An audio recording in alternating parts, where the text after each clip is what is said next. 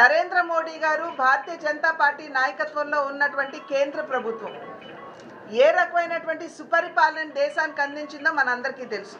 భారతీయ జనతా పార్టీపై ఒక అపవాదు ఏమాత్రం కూడా ఆంధ్ర రాష్ట్ర అభివృద్ధికి భారతీయ జనతా పార్టీ సహకరించదు అనేటువంటి ఒక అపవాదు భారతీయ జనతా పార్టీ మీద వేసినటువంటి సందర్భంలో ప్రతి జిల్లాకి వెళ్ళినప్పుడు ఆ జిల్లాకి ఏ మేరకు కేంద్ర ప్రభుత్వం తన సహకారాన్ని అందించిందనేటువంటి విషయం పాత్రికేయ మిత్రుల ద్వారా అక్కడ ఉన్నటువంటి ప్రజలకి మేము తెలియజేస్తున్నటువంటి నేపథ్యం. బాబాసాహెబ్ అంబేద్కర్ బిఆర్ అంబేద్కర్ కోనసీమ జిల్లాకు వచ్చినటువంటి సందర్భంలో చూస్తే ఉపాధి హామీ పథకం కింద ఈ ఒక్క జిల్లాకే 200 కోట్ల రూపాయలు కేంద్ర ప్రభుత్వం అందివ్వడం జరిగింది.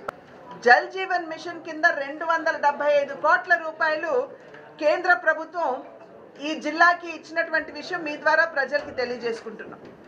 అదేవిధంగా మన ఈ జిల్లాలో ఒక మెడికల్ కాలేజ్ 475 కోట్ల రూపాయలు సంపూర్ణంగా కేంద్ర ప్రభుత్వ సహకారంతో ఇవాళ మన జిల్లాలో ఒక మెడికల్ కాలేజ్ వచ్చేటువంటి అవకాశం ఉన్నది. దాని మీద కూడా దృష్టి కేంద్రీకరించడం జరిగింది.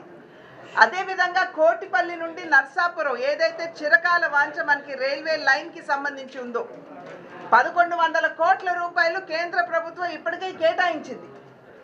కానీ రాష్ట్ర ప్రభుత్వం తన వాటాగా ఇవ్వాల్సినటువంటి 385 కోట్ల రూపాయలు ఇప్పటి వరకు కూడా సరిగ్గా చెల్లించినటువంటి సందర్భంలో ఆ పనులు నత్తనడకన సాగుతున్నటువంటి విషయాన్ని ఇక్కడ ప్రజలు గమనించాలి.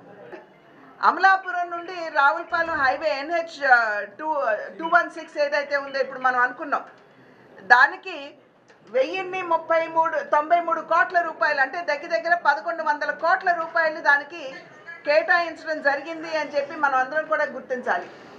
అదేవిధంగా డ్రెడ్జింగ్ కార్పొరేషన్ ఏదైతే ఉందో మనందరికీ తెలుసు.